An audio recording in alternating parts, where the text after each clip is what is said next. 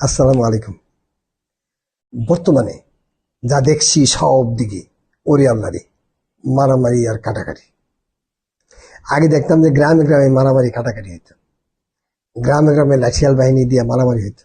এখন দিই যাদেরকে আমরা স্কুলে লেখাপড়া করতে পাঠাই, কলেজে লেখাপড়া করতে পাঠাই, ইউনিভার্সিটিতে লেখাপড়া করতে পাঠাই, ওইখানেও মারামারি কাটাকাটি। তবে হ্যাঁ, এর আগে আমি একটু কথা না বললে নয়। সেটা হচ্ছে মানুষের আবেগের উপর আমি বেশ অনেকগুলো ধাপ কাজ করেছিলাম। এতে একটি ধাপে ছিল যে মানুষের যে মারামারি করার প্রবণতা আসছে কিনা মানুষের মধ্যে, এটার উপর একটা জরিপ করেছিলাম। এতে দেখা যায় 8% মারামারি করার প্রবণতা রয়েছে। তার মানে 100 জনের ভিতরে 8 জন। এবং এটাতে এটাতে বলা হয় যে অনেকে ইচ্ছা করি, দরকার নেই, তারপরে দেখা যায় একজন আরেকজনকে পা দিয়ে লাথি দিয়ে দিল, কেউ কাউকে হাত দিয়ে থাপড় দিয়ে দিল, কেউ কাউকে লাথি দিয়ে দিল। মানে এটা কিন্তু অনেক সময় দেখা যায় যে তারা মারামারিতে নাই, কিন্তু এমন একটা পর্যায়ে চলে গেছে সেখানে তারা মারামারি করতে পারতেছে না, কিন্তু তারপরে দেখা যায় বন্ধু বান্ধবের একটা লাথি দিল, কারো একটা ঘুষি দিল, কারো একটা থাপ্পড় দিল, এই ধরনের করে। আর যারা স্বার্থের বিনিময়ে করে এগুলি, যেমন আছে এখন যেগুলো করতেছে, এগুলা দলের দল মানে দলের কথা বলতে হয়। বিভিন্ন ধরনের দলের, এক দল আরেক দলকে মারে, আরেক দল আরেক দলকে মারে। হ্যাঁ, এই গাড়ি চিল্লো বা না চিল্লো, মারো পিটাও মারো, কারণ কি কোনো বিচার নেই তো। যদি বিচার থাকতো তাইলে কিন্তু এটা হইতো না। তাইলে এই মারামারি করার পরেও কেন আমাদের বিচার হচ্ছে না, আমি বুঝতে পারছি না। এমনকি দেখা যাচ্ছে যে এমনও বলা হয় যে অনেকে বিচার নিয়ে থানায় যায়, থানায় গেলে মানে তার এই কিনা কয় কেসি লিপিবদ্ধ করে না, মামলাই নেয় না। তাহলে আমরা কি সমাজে বাস করছি আমি নিজেও জানি না, আপনারা জানেন কিনা তাও জানি না। তবে এই যে মারামারি হচ্ছে, আপনার ছেলে ইউনিভার্সিটিতে পড়ে, আপনার ছেলে কলেজে পড়ে, আপনার ছেলে মাদ্রাসায় পড়ে, আপনার তো একটা টেনশন আছে। আর এই ছাত্রগুলো কার? আমার ছেলে, আপনার ছেলে, তারাই তো। তাহলে তাদেরকে আমরা চাই না, তাদেরকে এই ধরনের মারামারি বন্ধ করতে আমরা কি চাই না? আমরা জানি যে 8% নিজে নিজে মারামারি করে।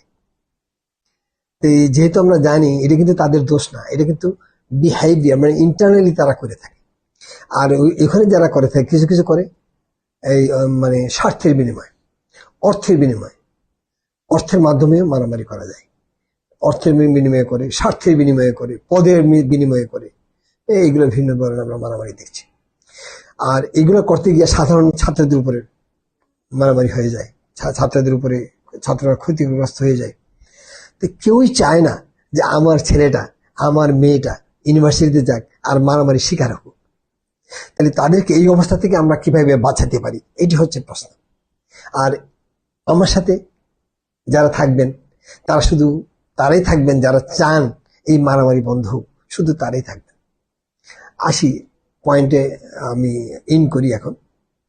আমরা যদি ক্রেডিট পয়েন্ট সিস্টেম যদি আমি চালু করতে পারি, কারণ কি আপনি লোক যদি নিয়োগ করে দেন যে কে কে মারামারি করে তারপর হ্যারে ধরবেন, এই ধরনের, এটা it is not possible by, মানে এটা কোন সময় সম্ভব না, সোজা কথা।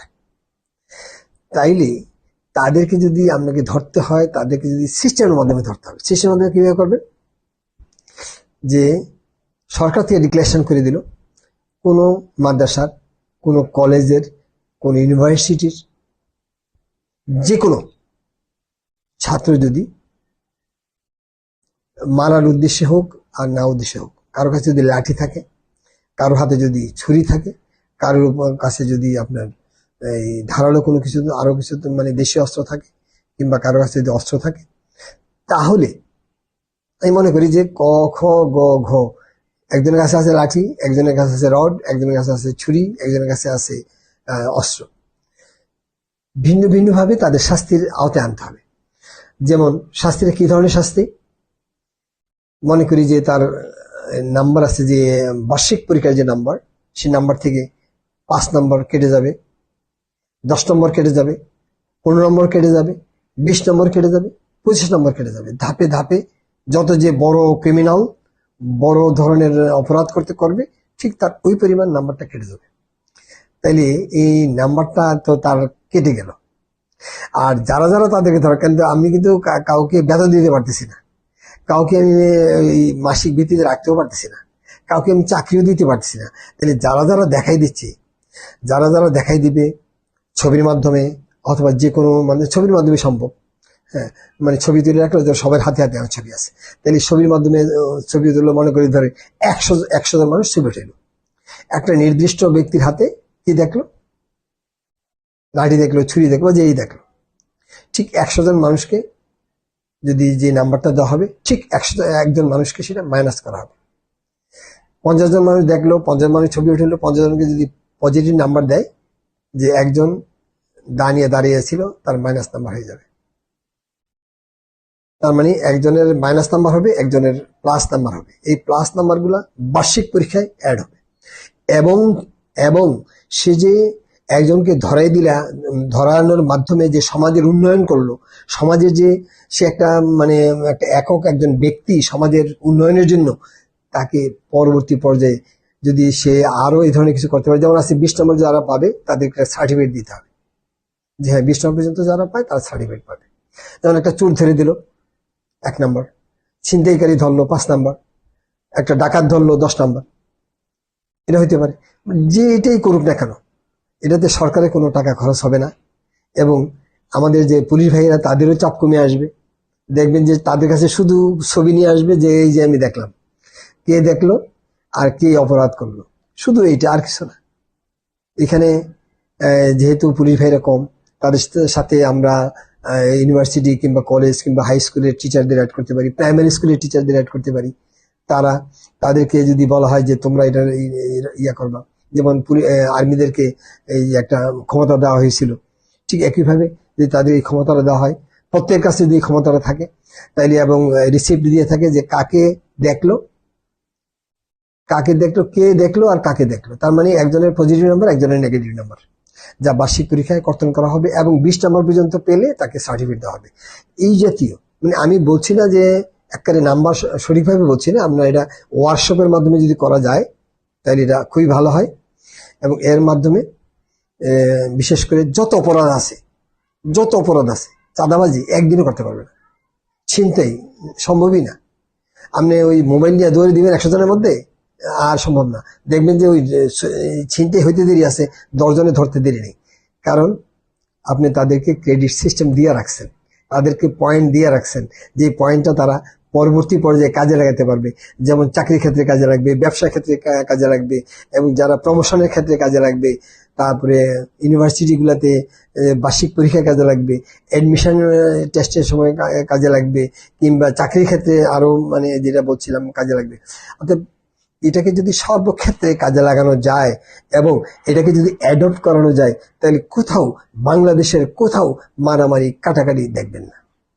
আমি আশা করি অল্প সময়ের ভিতরে যতটুকু বুঝতে পারছি, যদি না বুঝে থাকেন কেউ, আমাকে প্রশ্ন করবেন, আমি উত্তর দিব, আমাকে মন্তব্য করবেন, আমি মন্তব্যের উত্তর দিব।